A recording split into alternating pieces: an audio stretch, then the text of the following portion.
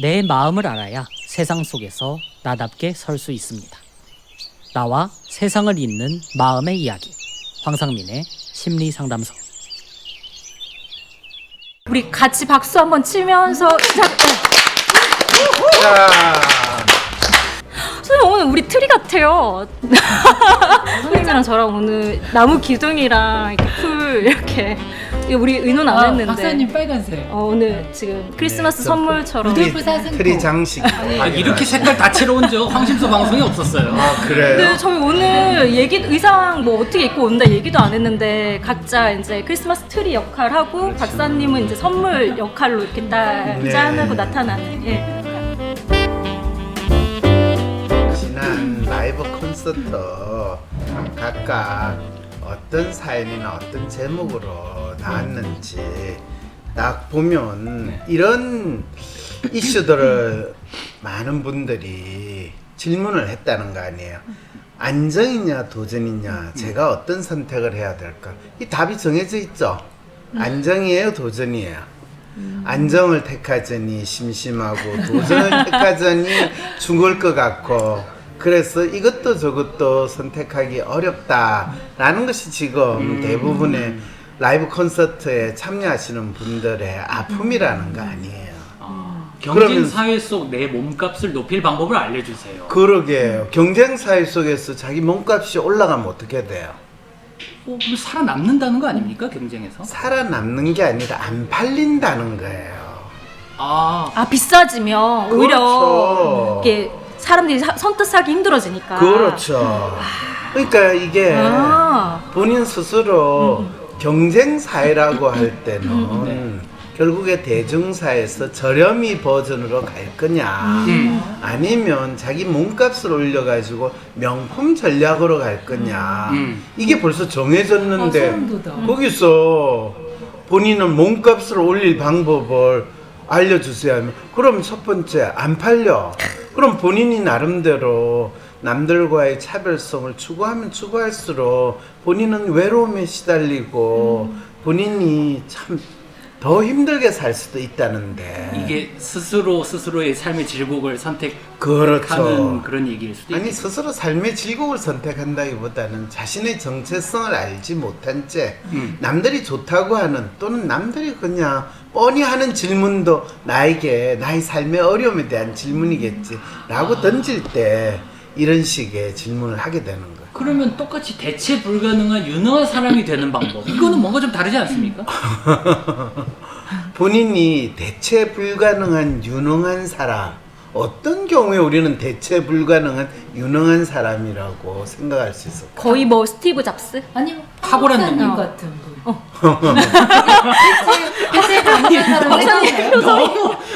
아니, 그 질문이 저가 대체 가능하다, 대체 불가능하다 라는 거에 대해서 관심이 있고 신경이 쓰겠어요? 맞아요. 아예 그 질문 자체를 안 하시죠. 그렇죠. 네.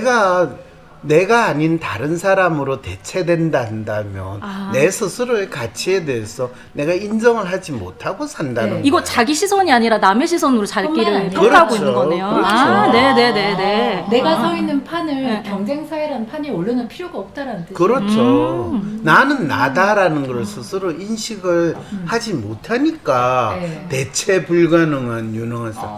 아니, 누구도 대체할 수 없는 자기 자신을 인식해야지. 자기가 언제든지 대처될 수밖에 없어. 내가 그러면 대체란 말인가? 아니면 차라리 시금치가 돼서 데치고 말 거야. 이게 얼마나. 오늘 각종 긴장을 당기시고 그러게요. 아유, 그러게요. 네.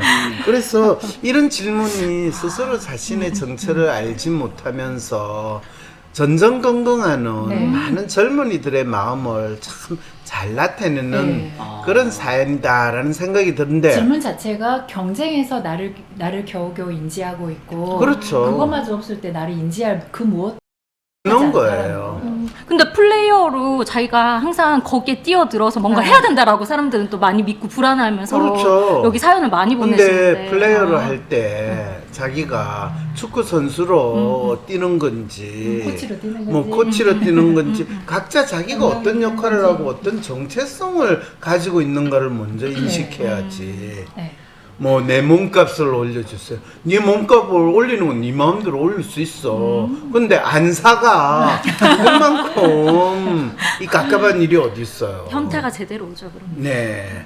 자, 이런 참 어떻게 보면 너무나 당연한 질문이고 많은 분들이 가지고 있는 이런 고민인데 특히 MZ 젊은 친구들이 저한테 상담을 할 때 이런 고민들 많이 하거든요.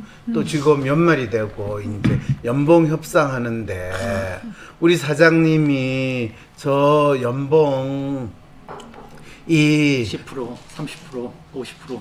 저는 적어도 뭐 20%는 올려줘야 된다고 했는데 무슨 소리냐. 요즘에 뭐 경제도 안 좋고 지금 국가 비상계엄도 내렸고 이러니까 작년에 비해서 5% 정도로 우리 하자. 그때 자기는 20% 올려주지 않으면 자기는 나가겠다고 그랬더니 사장님이 뭐 그럼 할 수 없지. 뭐 나가라 이렇게 했을 때 제가 뭘 잘못한 건가요? 이런데 이게 지 몸값을 제대로 파악을 했다는 거예요? 몰랐다는 거예요? 몰랐죠. 몰랐다는 걸 확인 받은 거죠. 근데 사실 사장은 이 친구를 20%를 올려주고 붙잡고 싶었을까요? 아니면 5%를 가지고 어떻게 해보려고 했을까요? 당연히 후자지 않겠습니까? 5%를 가지고 네, 그냥 어떻게 해본다? 아니에요. 네, 그런데 20%를 올려주고 싶지만 지금 상황이 어려운데 너무 자기 이야기만 하면 좀 미웠을 것 같아요. 그거보다는 이 친구를 20% 올려주면 다른 친구들은 네, 어떻게 다 되냐라는 문제가 발생을 하는 거예요. 네. 이제 이런 경우에 전체 회사 인건비를 적어도 10%, 20%로 올리는 거는 이 친구가 아무리 웬만하면 괜찮다 하더라도 사장 입장에서는 받아들이기 쉽지 네, 않거든요. 그러니까 사장 입장을 전혀 고려해주지 않는 것 같아서 속상할 그러니까 것 그래 같아요. 되면 이제 속으로 이 왕싸가지 그래 네가 일을 잘할지는 모르겠지만 우리 회사는 너를 필요로 하지 않는 것 같아 이런 상황이 되는 거예요. 박사님 안녕하세요. 궁금한 게 있어서요. 윤석열 대통령이 비상계엄령 선포한 것을 똥벌 찼다고 표현하셨잖아요. 제가 회사에서 저를 은근히 괴롭히던 남자 직원에게 싸대기를 때린 것도 비슷한 것인가요? 이런 거 여쭤봐도 될까요? 와. 사실 내란죄다 아니다. 대통령이 할 수 있는 통치행위도 이야기들이 다 이게 뭐지? 그런 마음도 있어서요. 그러게요. 이 비상계엄령 선포한 걸 나는 똥볼 찼다라고 이야기했는데 실제로는 언론에서는 뭐 내란죄다, 내란죄 아니다. 뭐 이제 이런 논란들만 계속 노니까 이분이 헷갈리신 것 같아요. 근데 이분이 거의 회사에서 진짜 대통령 비상계엄에 준하는 거, 본인을 괴롭히는 남자 직원을 바로 싸대기를 날렸대요. 되게 멋있지 않아요? 제가 이거를 진짜 여러 번 읽었거든요. 은근히 근데? 괴롭혔는데. 네, 은근히 괴롭혔는데 싸대기를까지 때렸대요. 네. 그래서 그 말은 뭐예요? 이 남자 직원이 자기를 괴롭힌 거를 이 직원들이 있는 데서 다 알렸다라는 이야기하고 똑같잖아요. 근데 똥볼이래요.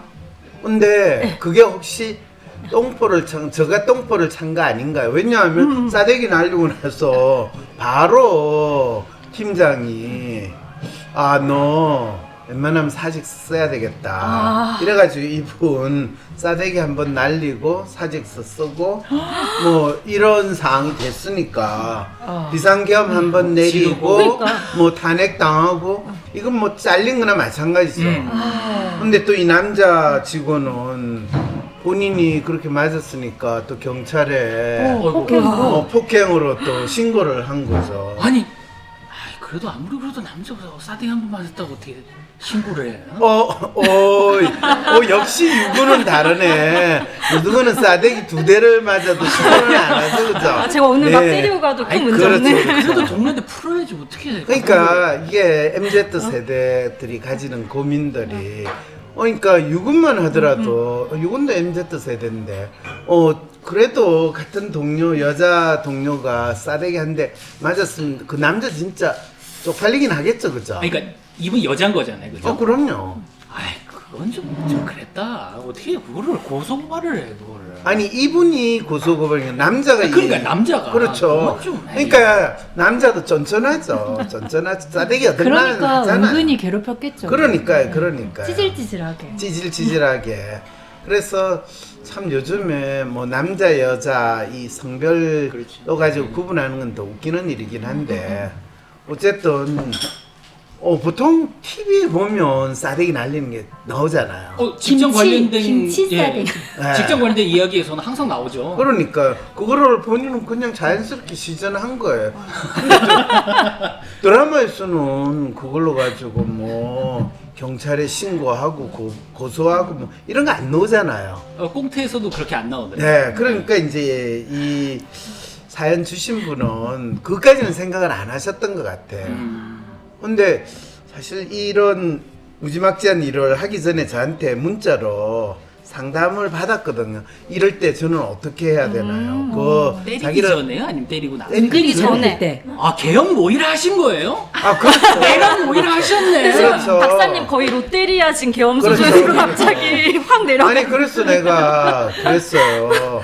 네가 그 은근히 괴롭히는 그거를 계속 네가 혼자 쏘가리 할 일이 아니다. 모든 사람들에게 분명하게 그걸 표현을 해라. 난 그게 이 정도로 이야기했어요. 그게 싸대기. 아니 난 싸대기를 하라는 이야기는 아니었어. 그냥 표현을 해라. 근데 술 어떻게 먹고 큰 소리 치는 건 어때요? 뭐 그것도 할 수 있죠. 그런데 뭐 술 먹고 지랄하는 엑스라는 소리 듣기 쉬우니까. 그리고 뭐 이분은 술을 마시거나 뭐 또 그런 분은 아니니까. 어쨌든 간에 다 이게 비상계엄이라는 거를 어떻게 해석할 것인가에 대해서 우리가 참 이 뭐라 그러나요? 의견이 분분하다 이렇게 표현하잖아요. 그죠? 그와 마찬가지로 이 내가 직장에서 이 진짜 나를 괴롭히는 어떻게 보면 약간의 소극적인 정당방위일 수도 있거든요. 근데 이제 그녀 이렇게 센스 넘치는 비유를 하는 그녀가 사실은 알린 게 괴롭힘 당한 내용을 알린 게 아니라 내가 화가 나 있다를 알려버린 것 같아요. 그렇죠. 네. 그게 자기가 어떤 부분에서 이 남자 직원이 상당히 나를 힘들게 하고 하는가를 대자보를 만들어가지고 세세히. 회사 식당에 붙여놓는다든지 이랬으면 차라리 훨씬 더 나았을 텐데. 평소 그녀답게 우아하게 하면 뭐 나왔을 것 같아요. 평소에 우아한지는 잘 아니, 모르겠지만 자 어쨌든 간에 우아한 저는 거를 치고. 참다가 폭발해서 싸대기가 나갔다고 생각하거든요. 안 그렇죠. 참았으면 싸대기까지 안 하셨을 분이라고 봐요. 근데 이분은 뭐 보통은 안 참고 자기 하고 싶은 대로 잘 하시는 분이에요. 평소 싸대기 아니 평소는 싸대기나 이런 폭력적인 행동은 전혀 안 하는데 왜냐면 평소에 했다면 그 후속 결과를 알았을 거거든요. 몰랐으니까 이런 일을 다 겪고 있다고 근데 봐요. 상당히 어려운 상황에서 항상 직장에서 자기가 언따를 당한다든지 상당히 많은 억울하게 피해를 입었다라는 그 마음으로 지내시는 분 같더라고요. 이분은. 네. 자, 그건 그렇고 오늘 우리 어떤 사연들이 있나요? 궁금해요. 근데 연말인데 사실 이 맘때 분위기를 사람들이 되게 많이 내고 싶어 하잖아요. 맞습니다. 근데 혹시 기선쌤은 노래방 가서 노래 부르고 이렇게 흥겨운 시간 좀 보내시나요? 아침을 먹으면 노래방 가죠. 네. 그 요즘 노래방 1위 곡이 뭔지는 혹시 아세요? 그거 잘 모르겠는데요.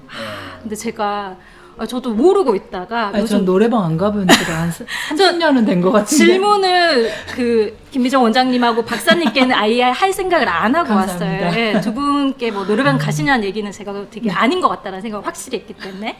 근데 1위 요즘 노래방 그 1위 곡이 나는 반딧불이라는 제목의 노래래요. 근데 혹시 박사님 들어보셨어요? 아니요, 못 근데 들어봤어요. 박사님 반딧불 하면 바로 개똥벌레 떠오르시죠? 뭐 똥벌레 개똥벌레가 반딧불이에요? 똥벌레가 네, 반딧불이라고 같은 아이예요. 응. 아 같은 아이가 불렀어요? 아니 같은 아이가 부른 게 아니라 개똥벌레라는 우리가 많이 알고 있는 아, 나름 네. 유명한 가수 응. 나 이거 아는데. 아, 기사- 그래요? 이 같다 이거죠. 응. 예. 기선쌤 이 노래 혹시 그죠? 우겨봐도 어쩔 수 없네. 아, 박자가 너무 랩이야, 맞아. 랩. 저기 개똥 무덤이 내 내 집인 걸. 아 그래요? 완전 창작을 하시네. 친구가 없네 네 노래하던 새들도 멀리 날아가네. 오, 그러네. 아 그럼 나는 반딧불도 이런 노래예요. 그럴까 해서 이제 가사를 찾아보기 전에 사실 우연히 이 노래를 들었는데 저는 근데 이게 나는 내가 빛나는 별인 줄 알았어요. 한 번도 의심한 적 없었죠. 몰랐어요. 난 내가 벌레라는 것을. 그래도 괜찮아. 난 눈부시니까. 이건 뭐 무슨 이방인 뭐 그런 데 나오는 그 가사인가요? 아. 내가 벌레라는 걸 알았어요. 아니면 변신 뭐 이런 소설에 나오는 내용. 카프카의 변신처럼 네. 이제 생각을 하고 만들어진 곡일 수도 있는데 오. 이게 10년 전에 중식이라는 밴드에서 M4 세대의 애환을 담아서 만든 노래래요. MZ 세대가 아니고요. 네, 그때 M4 세대라는 얘기 되게 많이 했죠. 취업도 아. 다 포기한. 아 모든 그래서- 걸 포기한. 뭐 하나 포기했다, 두 개 포기했다, 세 개 포기했다 해서 M4 세대 그때 되게 많이 유행하던 말이었는데 그 이제 노래가 지금 10년 갑자기? 10년 지나서 황가람이라는 가수가 이제 리메이크를 하면서 이 노래가 확 뜬 근데 거예요. 참 재밌네요. 난 내가 벌레라는 것을 그래도 괜찮아. 난 눈부시니까. 이게 무슨 뜻인지 아세요? 이게 뭔가 시력이 안 좋은 벌레다. 아니죠. 자기가 벌레인데 이 반딧불은 빛이 나니까 그렇죠. 보는 사람은 벌레라기보다는 빛밖에 안 보니까 완전히 위장 전술의 궁극을 달리는 모습으로 산다라는 걸 나타내고 있는 개똥벌레보다 거죠. 더 나빠진 거네요. 그러네요, 그러네요. 그러니까 내가 누군지를 묻지 마오, 내가 어떤지를 알려고도 하지 마오. 단지 빛나는 빛으로만 나를 받아주세요. 이런 거잖아요. 그러니까 나는 처음에도 아. 내가 뭔지 잘 몰랐는데 더더욱 모르게 돼서 더 괜찮다 이런 거예요. 그렇죠. 야, 근데 좀 세상에 불행하네. 어쩜 좋아요. 지금 이게 1위 곡이어서 10대부터 60대까지 이 노래를 듣고 울었다라는 이제 그러니까 댓글이 자기의 존재를 철저히 부정하면서 니들이 나를 멋있게 봐주기만 하면 나는 어떤 존재가 있든지 간에 어떤 존재로 살든지 간에 상관없어. 거의 자포자기의 마음을 있는 그대로 나타냈다. 이렇게 이야기가 되는 거네요. 와, 그러면 나만의 마음을 부르짖는 나는 뭐가 돼요? 완전히 개똥벌레네. 세상에. 지금 자신을 인식하지 못하고 자신을 포기하는 마음으로 사는 이 MZ 세대 시대에 우리는 자기 인식과 성찰의 힘을 강조를 하는데 네. 별로 자기 인식과 성찰이 지금 잘 안 되고 있는 이 안타까운 상황에서 어떡하죠? 네, 그냥 그래서 우리가 지금, 뭔가 지금 이 해야 돼요? 벌레라는 것도 착각일 수 있거든요. 제대로 자기 인식을 해봐야 될 것 같아요. 그러게요. 반딧불이라는 거를 사실은 반딧불이 사실 반딧불은 어떤 의미로 우리가 많이 생각을 할까요? 뭐 그래도 어둠 속에서 뭔가 빛을 희망? 뭐 저는 그렇게 이미지를 가졌던 것 같아요. 그래요. 반딧불과 관련해 가지고 참 영화도 많이 나오고 한데 항상 반딧불은 그렇게까지 긍정적인 의미로 인식이 되지는 않는 것 하지만 같아요. 공부 관련해서는 그 불빛 하나도 없는 엄청 가난한 상황에 반딧불을 모아서 비춰서 그거를 공부를 하고 무슨 형설지공. 형설지공 이제 그거는 이제 형설지공은 눈이고 네. 그다음 반딧불 무슨 사자성어가 있었는데 아니 형이 반딧불이고요. 아. 설이 설이 눈입니다. 눈. 아 그렇군요. 그러면 눈처럼 그러네. 눈 반딧불처럼 반사되는 눈 돼서 눈 네, 두 고사를 눈이 합치고. 와야 되는데 오늘 진짜 잘하네. 그렇죠. 근데 반딧불은 절임 배추 잘 겨울에는 아니잖아요. 가을이나 봄에 반딧불이 아니 보이는 그러니까 거 아니에요? 아주 절박한 상황이에요. 그 절박한 가진 거 하나도 상황이다. 없는 상황에서도 네. 그 자기 인식을 하고 내가 원하는 나의 욕망을 가지고 책을 읽었다는 거 아니에요? 근데 요즘 애들은 책은 그렇게 읽으면 눈 나빠져서 밝은 LED 등 밑에서 책을 읽어야 돼요. 진짜 요즘 반딧불 대신에 옛날에는 반딧불에서 촛불로 진화했다가 요즘에는 야광등을 흔드는 그런 시대로 야광봉 바뀌었지. 저번 그렇죠, 방송에서 그렇죠. 박사님이 형광봉이라고. 형광봉이나 야광봉이나 뭐. 난 형광등으로 들었어. 아 형광등이야. 형광등? 형광등 흔들어도 괜찮을 텐데. 그럼 그이 스타트랙에서 다스베이더. 다스베이더. 그렇죠. 스타워즈. 스타워즈는 광선검 이런 게 될 텐데. 우리가 뭔가 참 이야기를 하면서도 참. 지금 반딧불이 상징하는 거 이야기하셨어요. 네, 뭐 그냥. 근데 좀 안 좋은 상징이다. 글쎄 그 영화나 드라마에 보면 반딧불은 항상 뭔가 많은 아쉬움과 해안과 그러면서 일말의 희망이나 그런 거를 찾는데 결코 실현되지 않는 오. 아스라이 사그러지는 이 그 빛, 촛불보다 더 약한 빛으로 인식이 될 때 참 보통 그래서 반딧불 네, 그렇게 들어서 생각이 드는 게 그러면 그걸 반대로 별인 줄 알았는데 벌레인 걸로 인식했다 그러잖아요. 근데 자기 인식을 잘 못해서 네. 별 아닌데 별이라고 인식했던 사람이 자기가 진짜 벌레여서 벌레라고 인식을 하고 있을까요? 그래서 보통 옛날 사람들이 이제 반딧불을 이 영혼이 이제 사라지는 그런 거하고 많이 비유를 도깨비나 했어요. 드라마 같은 데서. 그렇죠. 그래서 참 반딧불로 자기 자신의 존재감을 느끼게 되는 것이 어떤 믿음, 자신에 대한 믿음과 세상에 자기 삶에 대한 믿음이라는 부분에서 상당히 많은 아쉬움을 가지는데 이것이 이제 지금 MZ 세대라고 하는 친구들의 고민에도 아주 잘 드러나지 않을까라는 생각이 좀 들어요. 이 풍요로운 시대에. 풍요로운 시대. 그런데 물질적으로는 풍요할지 몰라지만은 마음으로는 엄청 빈약하고 안타까움을 느끼는 상황이지 않을까 싶으네요.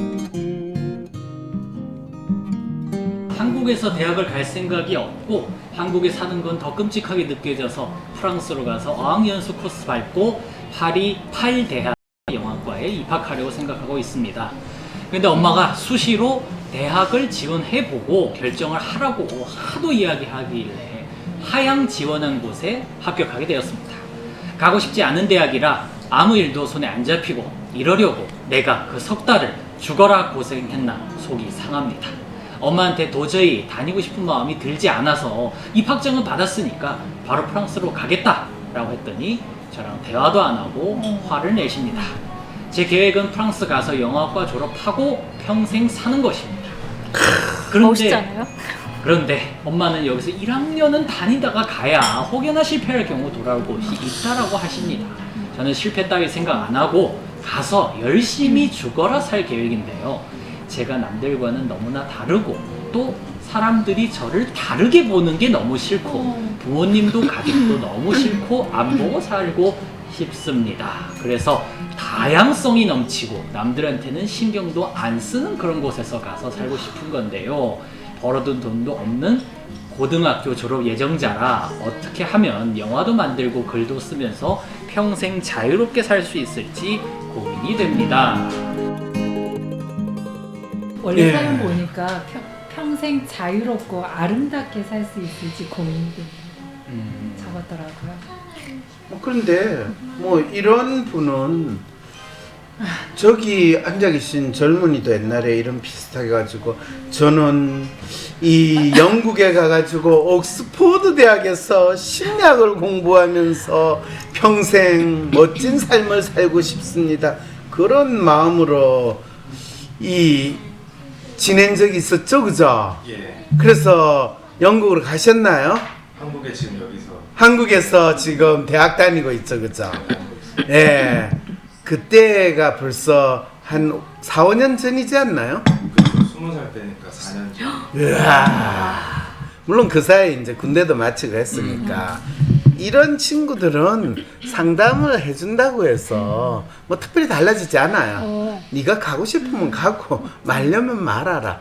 라고 해야지 부모님이 제대로 리액션을 하는 건데. 아, 가지 말라고 하니까 더 갈 거야 갈 거야. 그렇죠, 그렇죠. 아. 이거는 이 828 대학생이 되고 싶은 이 친구의 문제가 아니라 부모님이 상담을 했어야 되는 상황인 거예요.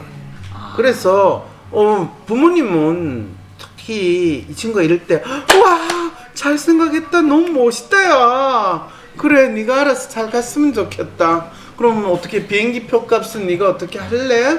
뭐 이렇게 놓으시면 되는 거거든요. 석 달 동안 그 가보려고 여러 가지 준비를 하셨나 봐요. 근데 거기에 대해서 석 달을 죽어라 노력했다고. 그렇죠. 노력한 거는 널 부모님하고 간다, 네가 가봤자 안 된다, 못 간다, 뭐 이런 식으로 한 게 노력한 거죠. 아니, 근데 이 사연에서 사실 석 달 노력했다는 거는 수시에 그렇죠. 제일 좋은 학교 가려고 죽어라 노력을 했는데 제일 안 좋은 학교에 합격을 해서 나 가기 싫어. 나 그만큼 노력을 했으니까.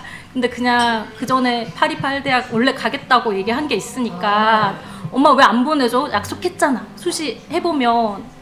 그러니까 이건 근데 여기 부모가 잘못 이야기하는 프랑스 거예요. 828대학에 입학증은 받았다고 하잖아요. 아니에요. 여기 입학증. 그러니까 지금 하향 지원한 곳에 입학증. 아니, 불란스 8대학이 무슨 입학증이 있어요. 그냥 가가지고 문만 열고 등록금만 접수하면 되지. 네. 근데 문제는 거기서 학기 잘 끝낼 수 있냐? 학기가 잘 끄는 게 아니라 문을 열기가 힘들다라는 게 지금 문제죠.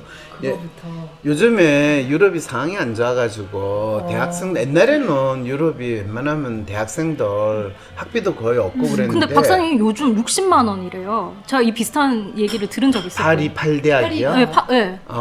입학금, 그러니까 그 네. 등록금이 얼마 안 된다고 그래서 네, 애들이 맞아요. 가려고 근데- 한다고. 근데 그 학년 끝나갈 때 성적이 안 되면 못 올라가요. 아니 그거는 뭐 아니, 기본이고요. 그 다음에 방도 얻어야 되고 먹고 그렇죠. 먹고 바로 써야 될 거 그거예요. 아니에요. 200원 쓸 거 아니에요. 그래서 EU 학생이 아니라 EU권 밖에서 오는 외국인인 경우에는 은행 잔고가 몇 천만 원이 있지 않으면 일단 비자부터 안 줘요. 그러니까 학비가 60만 원 이야기하는 거는 EU권 내에 있는 아이들 이야기이고 실제로 그 EU권 밖에 있는 아이들은 전혀 스토리가 달라요. 아, 그래서 제가 검색을 해봤더니 파리에 그 대학 가는 방법이 뭔지 근데 생각보다 자료가 없는 거예요. 그래서 그럼요. 여기 가기가 힘든가 보다 이렇게까지 별로 뭐가 안 나오는 거 보면. 아니 가기가 힘든 게 아니라 네. 조건에 따라서 상당히 베리에이션이 많아요. 아, 네.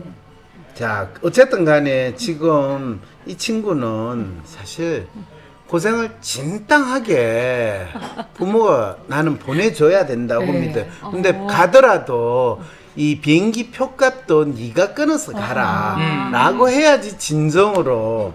근데 이제 문제는 항상 부모 입장에서는 이 남자아이냐 여자아이냐에 따라서 여자아이로 알고 있습니다. 여자아이인 경우에는 솔직히 이야기해서 이렇게 해가지고 가는 애들이 네. 뭐 파리가 됐던 유럽에 있는 대도시에서 공부를 하러 간다고 하지만은 네. 생활비를 감당을 하지 못해가지고 여러 가지 다양한 편법을 사용을 하게 아이고. 돼요. 아이고. 어떤 편법을 사용하는지 내가 뭐 이야기는 안 하겠어요. 네. 그런 상황이 된다라는 거를 감안을 하고 심지어는 그런 드라마나 영화도 많잖아요. 뭐 가가지고 뭐 방을 알아보는데 아저씨가 자기가 그렇죠. 주인이라고 나서면서 우리 집에 남는 방 있어 너 써? 뭐 이렇게 너무나 친근하게 친근하게 착하게 다가왔는데 하는데 그 다음에 뭐 상당히 나쁜 놈이었더라. 이런 상황들이 벌어지는 거. 근데 영화과 가고 싶고 자기 이야기 만들고 싶으니까 그거 되게 스토리가 그렇죠. 진짜 하나하나를 해내가만요. 그렇죠. 그럼 하나하나 뭐가 되게 내가면. 뻔하겠는데요? 근데 그게 동양 여자 아이가 당하는 것과 뭐 같은 프랑스, 독일, 또 동유럽에서 온 애들이 당하는 거 스토리 넷플릭스에 가면 많아요.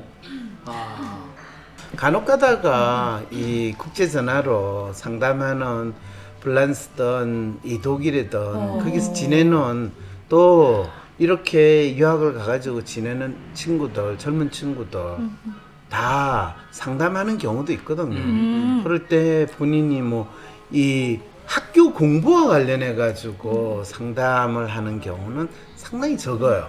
거의 자기가 어떻게 생활하는가, 뭐 알바하다가 만난 남자친구, 여자친구하고 이런 문제가 있는데 이거에서 어떻게 내가 지내야 되냐. 아이고, 네가 거기 가서 왜 그 짓을 하고 사냐 하는 마음이 저절로 나오는데. 이번에는 초보 과외 선생님이신데요. 근데 지금 선생님께서 학생을 걱정하는 느낌으로 사연을 보내주셨어요. 기선생 한번 더 읽어주시겠어요? 근데 네. 잠깐만, 읽어주기 전에 네. 초보 과외 선생님인데 본인 네. 이 프로파일을 탁 보니까 M자형이에요. 네. M자 아이디얼. 네. 근데 조금 전에 우리 다뤘던 그 친구도 비슷해요. M자. 근데 갑자기 어쩌다가 보니까 지금 연말에 상담 보낸 친구들 다 M자. M자 특집 방송. 네, M자 특집 방송이 된 것 같고, 어떻게 보면 MZ 세대에서 특히 살아가기 힘든 게 M자형의 친구들이다라는 생각이 드는 거예요. 근데 그 친구들이 참 재밌는 게, 진짜 능력이 없거나 본인이 어떤 사람인지를 모른다라는 이슈, 또 진짜 자기가 원하는 게 뭔지를 모른다라는 그 이슈를 원단으로 겪고 있는 사람들이 어떻게 보면 M자형의 분들이 대표적이고, 그렇기 때문에 그냥 부모님이 일반적으로 이렇게 살아라 저렇게 살아 하는 거를 무조건 따르기 싫고, 나는 나답게 내가 한 점에 반딧불에 그 빛으로 나를 빛나게 하더라도 나는 벌레가 아니야, 남들이 나를 보지 못하니까, 이런 마음으로 지낸다는 거를 지금 알려주는데, 이 초보 과외 쌤은 더 웃겨요. 영어 과외 선생으로 만난 학생의 반짝이는 눈을 보고 싶대요. 아니, 걔가 눈을 반짝이면 과외 선생을 왜 만나? 벌써 혼자서 눈에 불을 켜고 공부를 하고 있겠지. 근데 사실 방법 하나 있는데, 어떤 방법을? 과외 선생님 눈이 반짝반짝 하고 계시면 아이가 과외 선생님 볼 때 반짝일 그렇죠. 건데. 그게 무슨 소리예요? 네? 그게 무슨 얘기예요? 이게 진짜 반짝이는 눈을 본 적이 없는 분인지. 과외를 안 받아봐서 학원이나 이런 데서 반짝거리죠. 얘 졸고 있나 그렇게 잡는 선생님들은 봤죠. 그 뜻이 아닌데. 그러니까 뭔지를 좀 비슷한 설명. M자여서 네. 그 롤 모델을 할 만한 사람이 옆에 있으면 상당히 자극이 될 거거든요. 롤 모델. 네. 근데 뭐 학생도 사실은 M자에 M자. 가까워요. 그런데 네. 안타깝게도 학생은 로맨 매뉴얼로 지낸다는 네. 측면에서 불안감 상당히 높게. 이런 경우에 이 학생이 반짝이는 눈을 가진다라는 거는 진짜 이 도룡뇽이 뭐 용어로 성천하기 전까지는 참 힘들거든요. 도롱뇽이 한글 읽을 때까지 기다려야 돼요. 네, 그러게요. 세상에 그러게요. 진화의 과정이 엄청 필요한 시간이에요. 그러게. 그런데 그럼에도 불구하고 이 학생의 반짝이는 눈은 1차적으로 이 영어 선생님으로서 학생한테는 얻으려고 하면 안 돼요.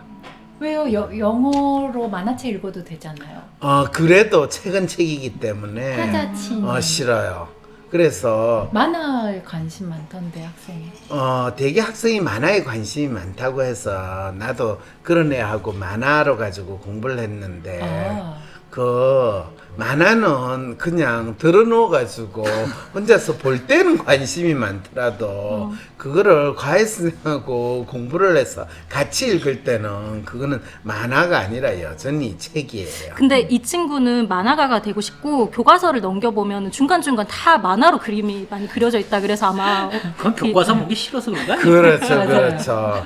그래서 이 친구가 참 공부에 의욕이 없어 무기력한 아이는 공부로 치료를 한 게 아니라 무기력한 거를 이 친구가 의욕이 넘치게 하는 걸 뭔지를 먼저 찾아줘야 되는 데서 노는데, 그럴 때 눈빛이 반짝반짝 할 거거든요. 근데 당신이 과외 선생인데 지금부터는 이제 내가 영어를 가르치는 과외 선생이 아니라 얘 눈을 LED등으로 만드는 사람이다라고 해서 자신의 역할과 정체성을 조금 바꿔야지 되는 분인데. 근데 이 선생님 막 노력해요. 그래서 농담도 해보고 좋아하는 연예인 있는지도 물어보고. 그러게 하시거든요. 생각해요. 이게 상당히 이 선생님도 네. 이 상당히 통념적으로 지금 보세요. 내가 재밌는 농담한다고 하니까 뭐 썰렁하다고 벌써 춥다고 그러는데 밖에 날씨가 추워서 추운 거예요, 이분. 아, 이런 기억하고 계셨네. 그럼요. 네. 그리고 뒤끝 있어. 이 로맨 매뉴얼 같은 경우에는 결코 이 선생이 제 문제는 이걸 거야 라는 거를 규정하지 말아야 돼요. 그리고 선생이 가지고 있는 욕망, 아이가 반짝반짝하는 눈을 보고 싶대. 근데 그 아이가 반짝반짝한 눈을 보인다. 근데 이 선생님이 되게 양심적인 게 부모님한테 성적도 못 올려드리면서 돈 받는 게 되게 쭈뼛거려지는 마음도 있다고. 특히 그건 어머님이 너무 양심적인 잘해주시네. 게 아니라 아니에요, 박사님? 진짜 이분이 자신의 가치와 존재 이유를 스스로 규정하지 못하는 거예요. 왜냐하면 지금 M자형이 자기가 과외하는 학생을 성적을 올려준다고 스스로 설정을 했다는 게 이게 맞아요. 잘못 설정한 거거든요. 아, 처음에 네. 어머니한테 이렇게 이야기해야 돼요. 어머니, 당신의 자녀가 반짝반짝 빛나는 눈을 가진 아름다운 생명체로 살아나가기를 바랍니까? 아니면 이 김장할 때 바싹 죽어 있는 이 소금에 절인 김치 포대기처럼 죽은 상태로 점수를 5점, 10점 올린 거를 원하십니까? 그런데 어머니는 별로 불만 없어 보이던데요. 바로 그거예요. 이분한테 엄청 잘해주신대요. 그러니까요. 그러니까 스스로 엉뚱한 자기 역할과 정체성을 설정하고 있으면서 그리고 사실 M자 이 학생인 경우에 사실 자기 속 이야기 터놓고 할 친구도 많지도 않을 거거든요. 그럼요. 정말 친구가 돼주실 수 있을 것 같은데. 그리고 사실 남학생이잖아요.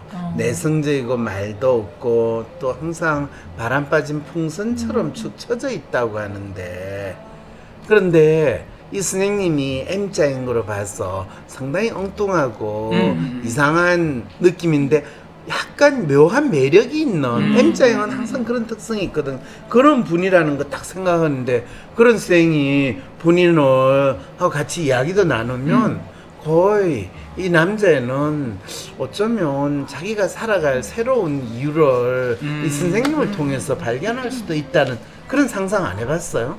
여기서도 이미 거의 김진영 쌤 갑자기 막 뭐지? 이런 지금 이야기를 아니, 하고 아니, 있어요. 박사님 진짜 여기서도 왜냐면- 공부만 이야기 나오면 바람 빠진 풍선처럼 되는데 그냥 이 선생님이 농담만 해도 반응하고 있거든요. 그럼요. 그러니까 그럼요. 공부를 자꾸 시키니까 그냥 조는 상황이 되는 거고 그렇죠. 괴로워하는 건데 심지어 막 세워놓고 근데 공부시킨대요. 이 선생님이 되게 미모의 과외 선생님인 걸로 제가 알고 있거든요. 그러니까 딱 프로파일만 보면 다 이야기하죠. 컬처가- 그리고 더 웃긴 게요. 아버지는 무역적 비즈니스를 하는 중산층이고 뭐 하냐고 물어보니까 만화가가 되겠대. 근데 이거는 사실 걔가 진짜 만화가가 되고 싶은 생각이 없어요. 그냥 지가 아는 거 만화 그리면 뭐 잘 나가겠다. 뭐 그나마 기안 나은 84 뭐 이런 거 보면 뭔가 돈도 벌 수 있을 것 같고 번듯해 보이는 것 같다. 이것 때문에 이야기하는데, 근데 그걸 또 잘못 알아듣고 미술학원을 보낸 이거 이분 왜 이러세요?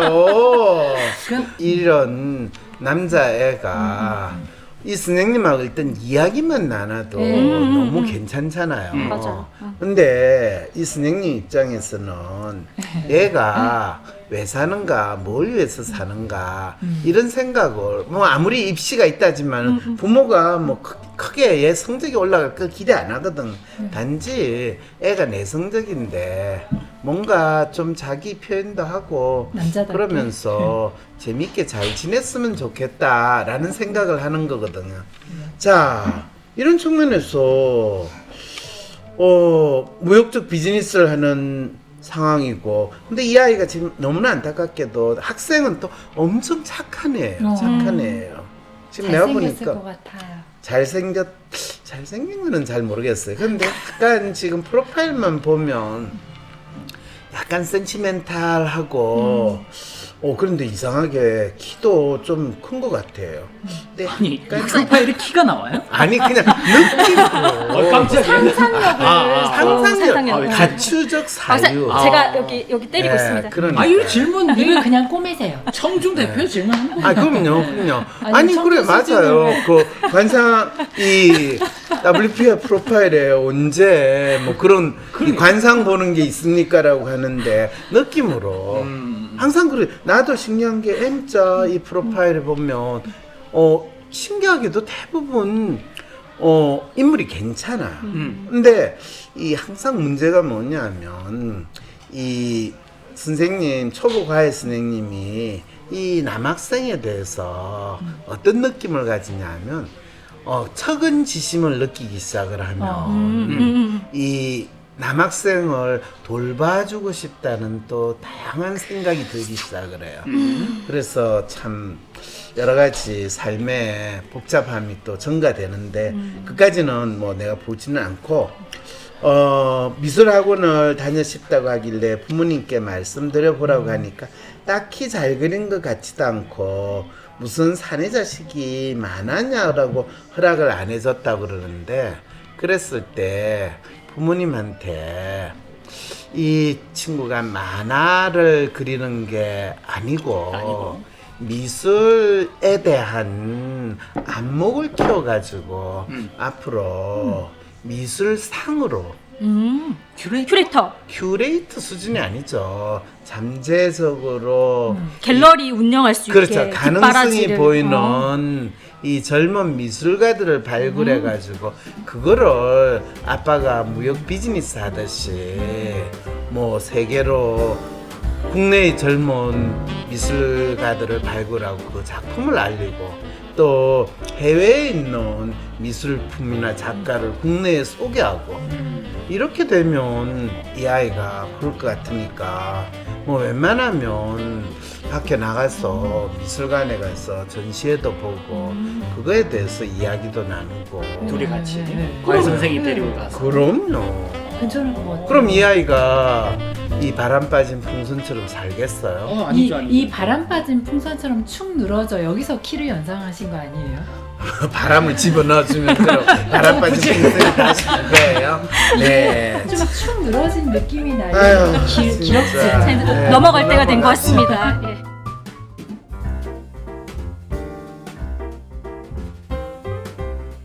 그대 정녕 올 한 해를 잘 지냈는가?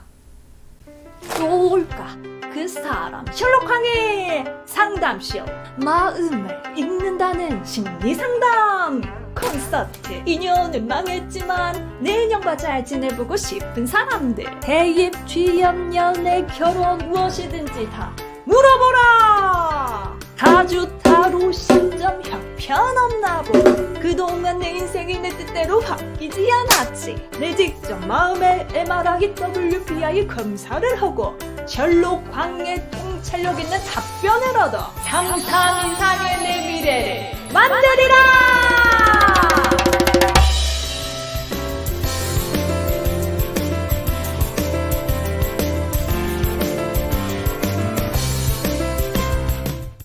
전 벙커에서 열렸던 라이브 상담의 열기를 2024년 12월 열반가베에서 다시 만나다. 대한민국 최고 심리학자 황상민 박사와 함께하는 연말 심리 콘서트. 2024년을 돌아보고 2025년을 어떻게 보낼지 고민된다면 지금 당장 WPI 검사를 신청하고 심리 콘서트를 신청하세요. 대입 준비로 걱정이 많은 당신, 취업 고민 중인 당신, 직장 생활이 힘겨운 당신, 삶의 무게를 벗어나고 싶다면, 아니 지금보다 더 큰 도약을 꿈꾼다면 그 어떤 문제든 셜록항에게 물어보세요. 황상민 박사님에게 미리 사연과 WPI 프로파일을 보내어 온라인으로 원포인트 상담을 받을 수 있고 현장에서 직접 질문할 수 있는 특별한 시간. 벙커에서 WPI를 일반인들에게 검사시키고 알리기 시작한 지 언 10년. 뜨거웠던 증문즉설의 열기. 이제 열반가베에서 새롭게 만날 수 있습니다. 매주 금요일 저녁 7시 12월 한 달간 진행되는 황심소 연말 심리 콘서트에 여러분의 많은 신청 바랍니다. 상담 신청 시 상담 사연과 WPI 검사 결과를 미리 제출해주세요. 문의는 WPI 심리상담 코칭센터 02-6263-2440 카카오톡 010-3438-2439